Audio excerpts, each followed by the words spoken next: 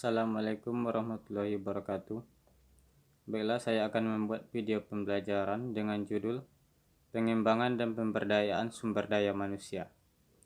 Pengembangan adalah suatu usaha untuk meningkatkan kemampuan teknis, teoritis, konseptual, dan moral karyawan sesuai dengan kebutuhan pekerjaan atau jabatan melalui pendidikan dan latihan. Menurut Jan Bela, seperti dikutip Hasibuan, menjelaskan bahwa pendidikan dan latihan sama dengan pengembangan, yaitu merupakan proses peningkatan keterampilan kerja, baik teknis maupun manajerial.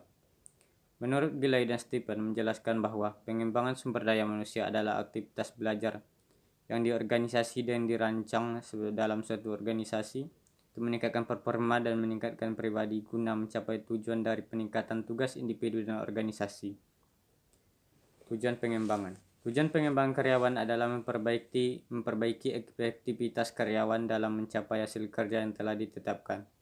Menurut Gilay dan Stephen menyatakan bahwa tujuan dari pengembangan sumber daya manusia adalah untuk meningkatkan knowledge, skills, attitude, dan behavior dalam melaksanakan suatu organisasi. Proses pengembangan karyawan sebagai berikut: 1. Penentuan kebutuhan, penentuan sasaran, penetapan isi program, identitas, prinsip-prinsip belajar, pelaksanaan program, penilaian pelaksanaan program. Konsep pemberdayaan yaitu setiap pekerjaan atau pembangunan memerlukan sumber daya resources yang berupa manusia human resources dan sumber daya alam nature resources. Jadi sumber daya manusia merupakan kebutuhan organisasi yang tidak bisa ditinggalkan yang menjalankan semua aspek pekerjaan baik usaha maupun produksi. Batasan pemberdayaan atau empowerment. Untuk meningkatkan stamina tidak bisa dimulai dari tubuh yang sakit, akan tetapi dari tubuh yang staminanya kurang. Jadi dari sesuatu yang bebas dari beban masalah, setelah menyelesaikan masalahnya barulah dapat diberdayakan. Keterkaitan pemberdayaan, yang dimaksud dengan keterkaitan pemberdayaan yaitu adanya konsep lain yang terkait, misalnya hubungan antara pemberdayaan dengan adanya perubahan yang direncanakan, pemberdayaan dan peranan pengaruh lingkungan. Perubahan yang direncanakan tidak jarang terlalu statis. Kelompok-kelompok yang mungkin dihadapi pada waktu menjalankan perencanaan pemberdayaan. Pemberdayaan SDM. Pemberdayaan SDM atau Empowerment of Human Resources merupakan aspek manajemen yang sangat strategis, karena SDM merupakan daya yang bersumber dari sumber manusia yang akan memberi daya terhadap sumber-sumber lainnya dalam suatu manajemen. Aspek-aspek komponen pemberdayaan SDM. Aspek-aspek dan komponen yang diperlukan dalam SDM adalah kemampuan pegawai, penempatan pegawai yang sesuai dengan tuntutan kebutuhan jabatan, kewenangan pegawai yang jelas, tanggung jawab pegawai yang jelas, kepercayaan terhadap pegawai yang bersangkutan, dukungan terhadap pegawai yang bersangkutan, kepemimpinan. Perencanaan pemberdayaan SDM. Pembentukan sosok sumber daya manusia yang diprasyaratkan adalah merupakan sumber daya manusia mempunyai tujuan dari korelasi yang sangat signifikan terhadap lembaga mencakup, yaitu produktivitas kerja, efisiensi kerja, pelayanan, konseptual, kepemimpinan. Dalam hubungan perencanaan sumber daya manusia ada 4 langkah pokok yang dilakukan, yaitu perencanaan untuk kebutuhan masa depan, serta perencanaan untuk keseimbangan masa depan, dan perencanaan untuk pengadaan dan seleksi untuk pemberhentian sementara, serta perencanaan untuk pengembangan. Manfaat perencanaan sumber daya manusia berupa organisasi dapat memanfaatkan sumber daya manusia yang sudah ada dalam organisasi secara lebih baik. Kemudian melalui sumber daya manusia yang matang, produktivitas kerja dari tenaga kerja yang sudah ada dapat diangkat. Dan perencanaan sumber daya manusia berkaitan dengan penentuan akan kebutuhan akan tenaga yang berpotensi kerja di masa depan, serta penanganan informasi kebutuhan personil yang akan menempati posisi kerja. Kemudian untuk melaksanakan kegiatan produksi, pendahuluan dalam melakukan perencanaan termasuk perencanaan sumber daya manusia dilakukan melalui penelitian. Serta rencana sumber daya manusia adalah dasar bagi penyusunan program kerja bagi satuan kerja. Pengembangan kompetensi SDM. Kompetensi SDM merupakan prasyarat yang tidak dapat diabaikan karena melalui kompetensi yang berkualitas akan menunjukkan kemampuan sebagaimana diharapkan. Dalam kompetensi menurut Rowell dapat dibedakan menjadi 4 kompetensi teknis, kompetensi manajerial, kompetensi sosial, kompetensi intelektual.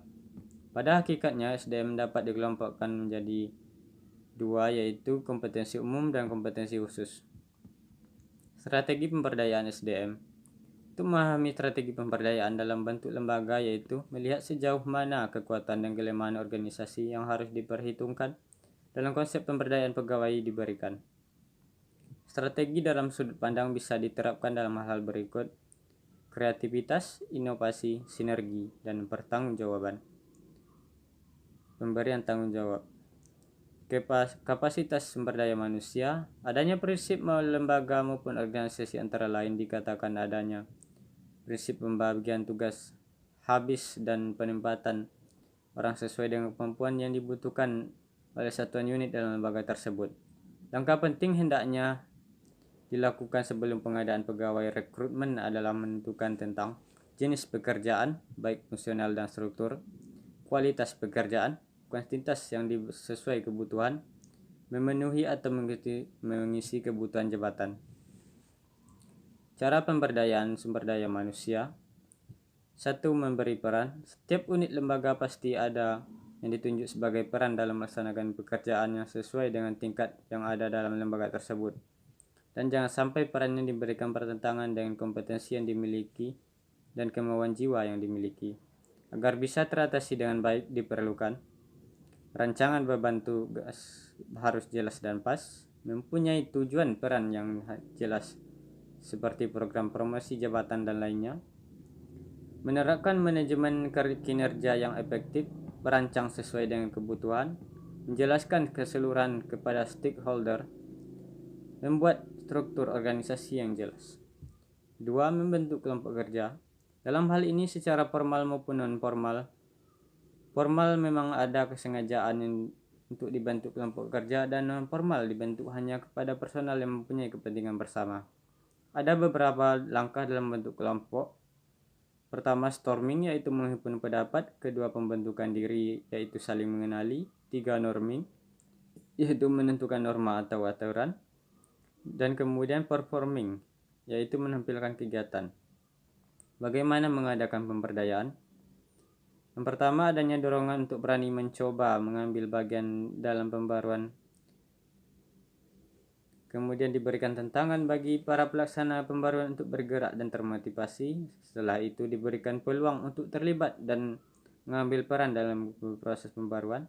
Kemudian pemberian kesempatan untuk mengikuti training dan guidance, serta pemberian dukungan baik moral maupun lainnya sebagai supporting, dan diberikan reward atau penghargaan. Sekian dari video pembelajaran saya. Lebih dan kurang mohon maaf. Wassalamualaikum warahmatullahi wabarakatuh.